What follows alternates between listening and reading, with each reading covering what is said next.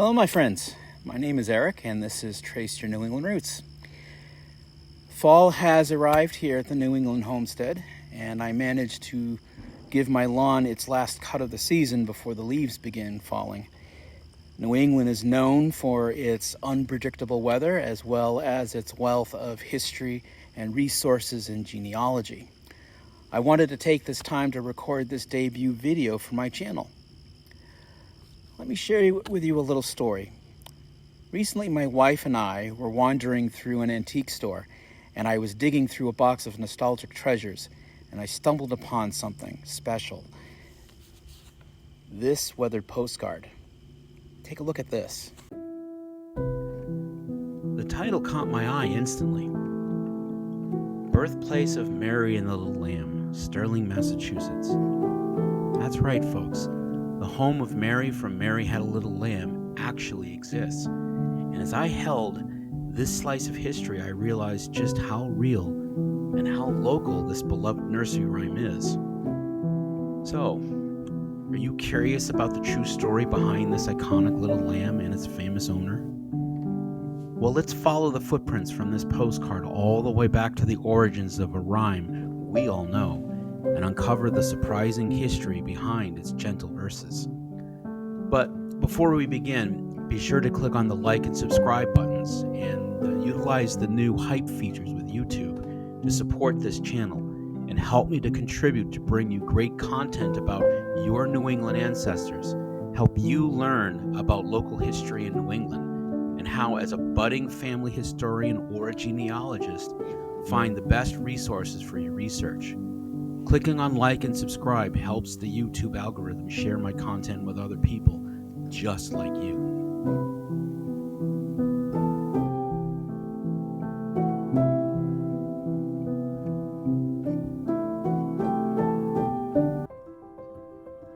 Chances are you've heard the line, "Mary had a little lamb. Its fleece was white as snow." But have you ever wondered if Mary really existed? Or if her lamb ever actually trotted into a classroom? Well, today we're diving into the true and tangled tale, or rather, tale, behind one of the world's most beloved nursery rhymes. This seemingly simple rhyme has echoed through playgrounds, music books, and even the halls of history for nearly 200 years. But beneath its gentle melody lies a story of loyalty, literary rivalry, and, believe it or not, one real little lamb. Our story begins in the early 1800s in the rural town of Sterling, Massachusetts, where a young girl named Mary Sawyer grew up on a farm. On one chilly morning, Mary helped her father rescue a sickly newborn lamb that had been rejected by its mother. Against all odds, she nursed it back to health. And from then on, the lamb was Mary's constant companion, trailing after her wherever she went, even, as you might guess, to school.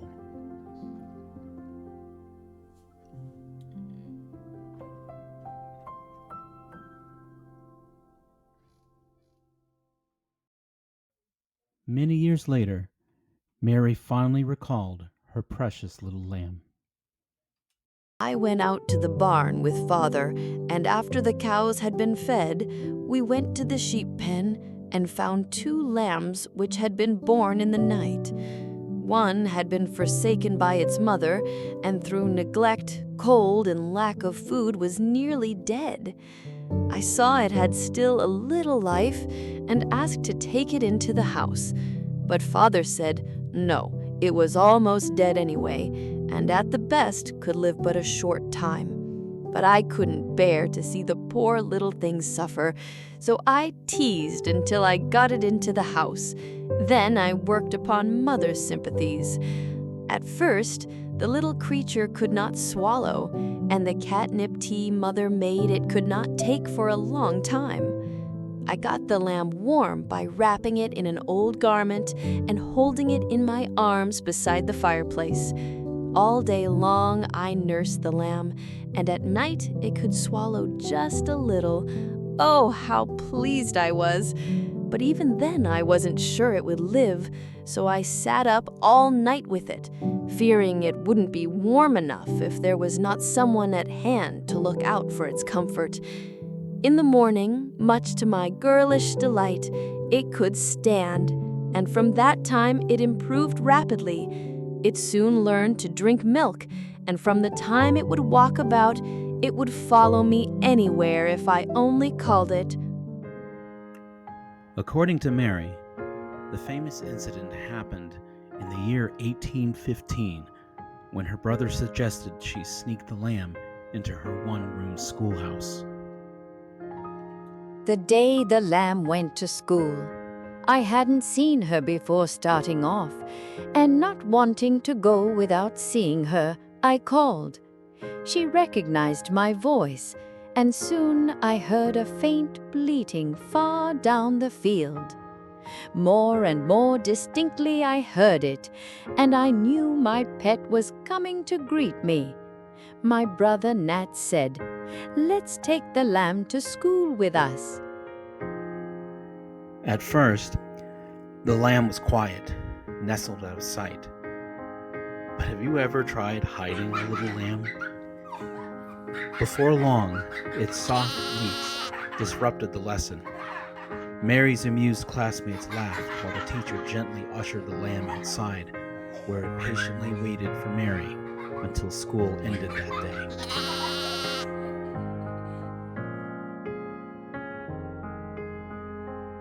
Now, here is where legend tangles with history. That day, a young man named John Ralston was visiting the school. Inspired by the commotion, he supposedly penned the poem's original 3 verses and handed them to Mary on a slip of paper. But as stories go, this evidence, the slip of paper, has never been found. This is the version Mary recalled many years later. Mary had a little lamb. Its fleece was white as snow, and everywhere that Mary went, the lamb was sure to go. It followed her to school one day, which was against the rule. It made the children laugh and play to see a lamb at school. And so the teacher turned it out. But still it lingered near and waited patiently about till Mary did appear.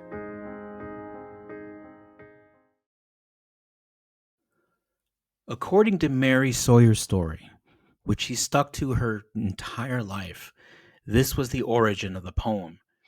It was a charming little verse from a local boy capturing a funny moment they all shared. Tragically, John Ralston died suddenly at age 17, shortly after starting at Harvard, and would never see his poem become famous. The slip of paper he gave Mary, the only proof of his authorship, was eventually lost.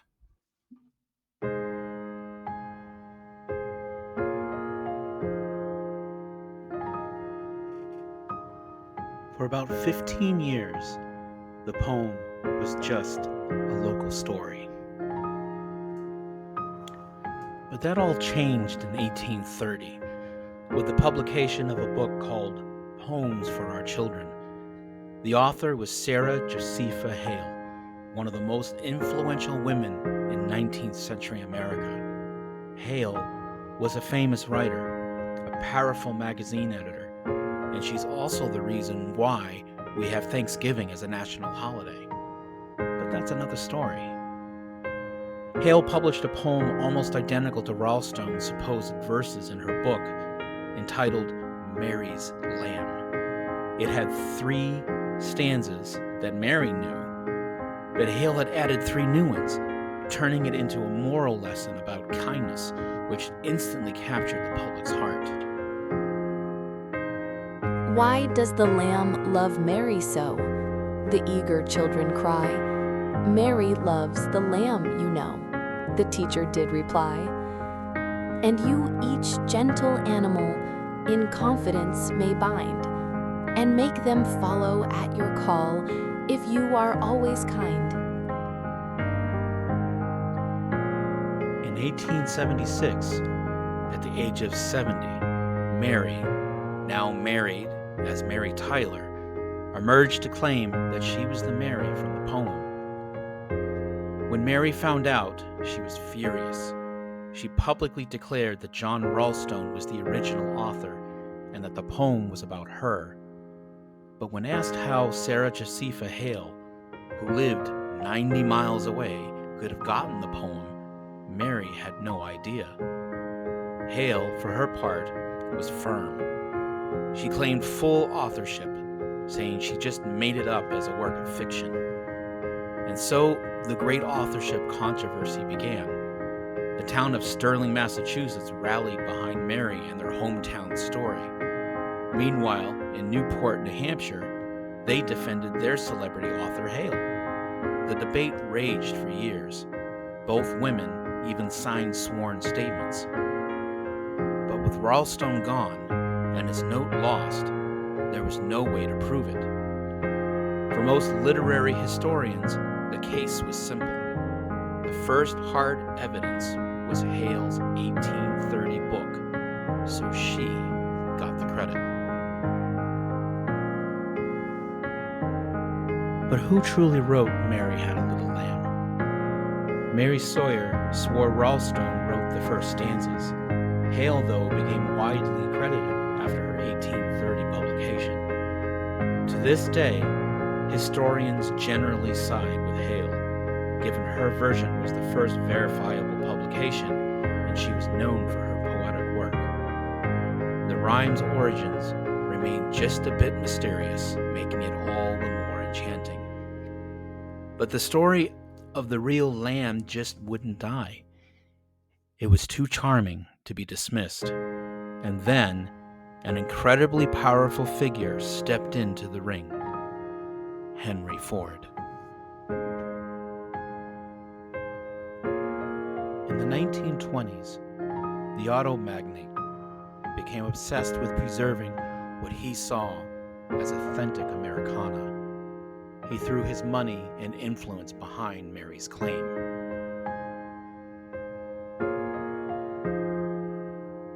This is the Redstone School. Built in 1798, it is reportedly the one-room building in which the incident took place.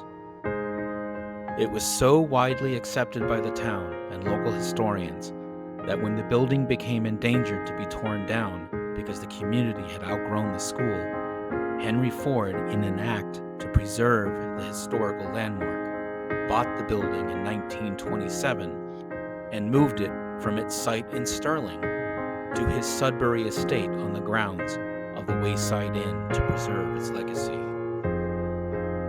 A year later, in 1928, Ford published a book, The Story of Mary and Her Little Lamb. Laying out Mary's side of the story for the world, he argued, why would a respected woman like Mary Sawyer fabricate such a tale and stick with it for her entire life?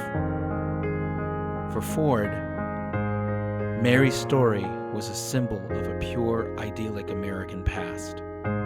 He was so desperate to save from the modern world he was helping to create. His involvement blew the controversy wide open. While many today favor a compromise theory, that Ralston wrote the original verses and Hale later found and added to them, this remains a popular idea, but not a scholarly consensus. The absolute truth remains a mystery. The story continued to have a cultural impact for generations to come. Mary Had a Little Lamb wasn't just a page in a book. In 1877, it became the first ever recorded words played back by Thomas Edison on his phonograph, making it both a literary and a technological milestone. The first words I spoke in the original phonograph, a little piece of practical poetry. Mary had a little lamb in spring. white as snow, and everywhere that Mary went, the lamb was sure to go. Countless recordings, parodies, and TV show cameos have kept this rhyme alive for generations.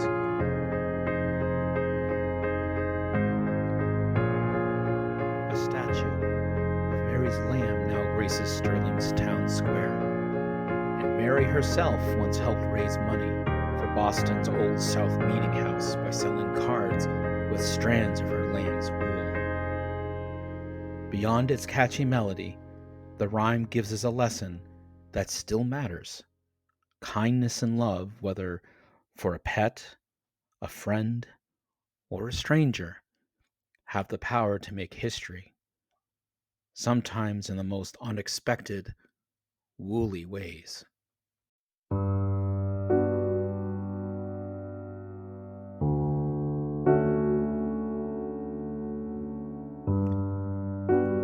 The story of Mary's lamb is a perfect example of how the simplest tales can hide the most complex histories. It makes you wonder what other secrets are buried in the stories we think we know. What nursery rhyme has a hidden history you would like us to uncover next? Let us know in the comments. And if you love digging into the truth behind familiar stories, or to discover the truth and history behind your New England ancestors, make sure to subscribe so you don't miss our next investigation.